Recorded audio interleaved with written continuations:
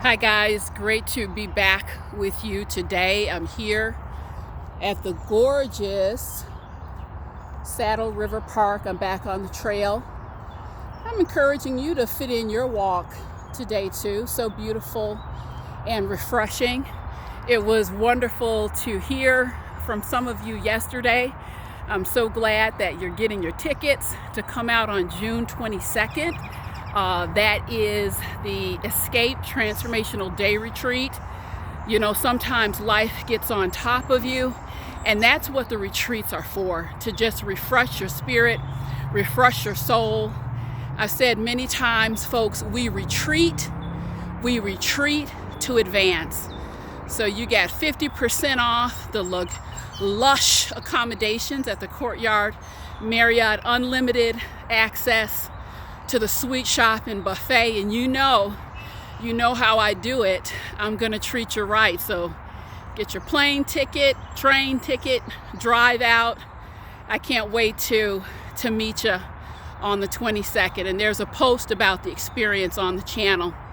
So today I want to talk to you about it's kind of a nuanced topic, but I want to kick it off with a little bit of a story. So when I was 7 years old, you hear me mention my grandfather a lot, we had a tool shed in the back of our house, and I went in there one day and horrible smell freaked me out, scared me. I ran out. I said, "Granddaddy, I smell something, never smelled anything like that before." And he said, "Well, what is it?" And I think he knew the whole time what it was. He said, "Well, what is it?" "I don't know." He said, Why don't you go back and investigate?" So I went, I peeked my head in, and I ran back out. I said, "Granddaddy, I don't even know what it is. I didn't see anything." And so it was a smile on his face. He went back in there, but he went all the way back into the corner, of the tool shed where the cobwebs were, the darkest, dingiest spot. And won't you know, he found that little mouse. And he held it up and he said, "Darling, when you're investigating, go into the corners. When you're going to investigate, make sure you go into the corners. Because it may be stinky, but that's where you're going to find what you're looking for." And folks, when I think about this work that I've been involved in for over 20 years, that really sums it up. I go into the corners of life. Sometimes they're unpleasant, sometimes they're stinky, where a lot of people don't want to go. But this is what makes the information and the content that I share so valuable, because I've been positioned in places where a lot of people just would prefer not to hang out. So I'm reporting out for you. And today I want to make it very clear that you should stop losing sleep over these particular people. There's three people, three personality types I want you to stop losing sleep over today. One, I would categorize these folks as the master manipulators, okay? Two, it is those who are completely disconnected. They have no conscience. They will operate anyway. They will roll anyway. We refer to those as the sociopaths among us. They do exist, believe me. And then the third person is the cold and calculated, okay? And I'm going to tell you why I don't want you to lose sleep over these folks in just a second. When I started out my career some years ago, I worked almost exclusively with court-mandated individuals. These were individuals who had gotten themselves in trouble in some shape, form, or fashion. They all weren't hardened criminals. We got a little dark. I'm in the tunnel by the canal. These were not all hardened criminals. Some of them had stole from their employer. Some of them were abusers. Some of them had done inappropriate things to women and to children. So it really ran the gamut, okay?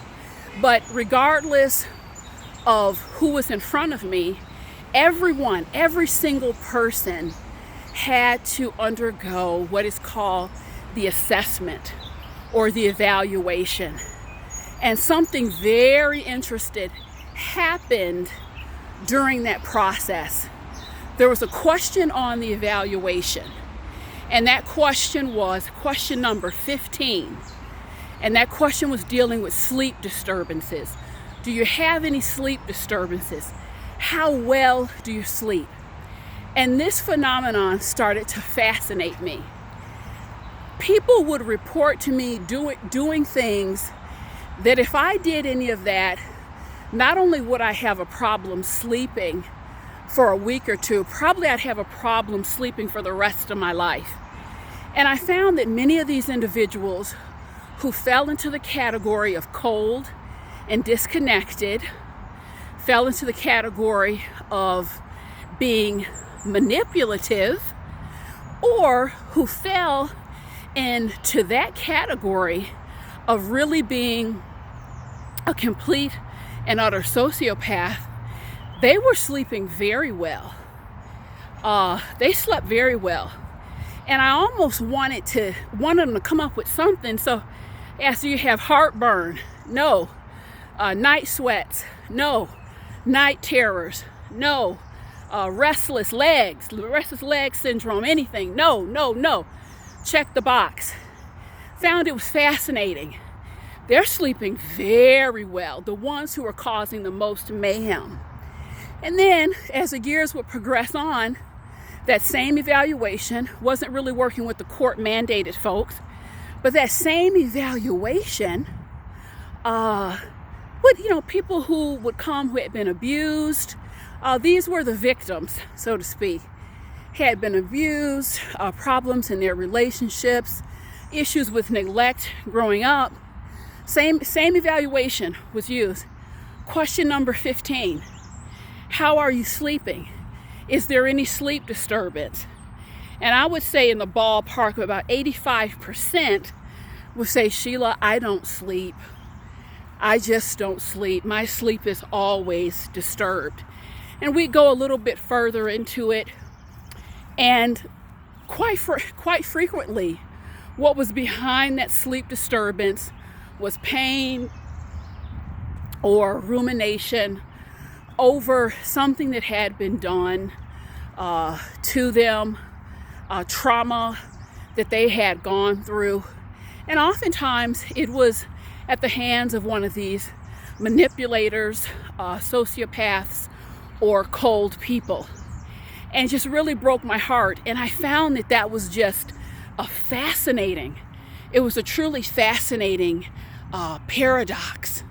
And I have to tell you, I'm going to share some stories with you now, why you have to stop losing sleep over these personality types. First reason is they're not losing any sleep. I promise you, they are not losing any sleep over you.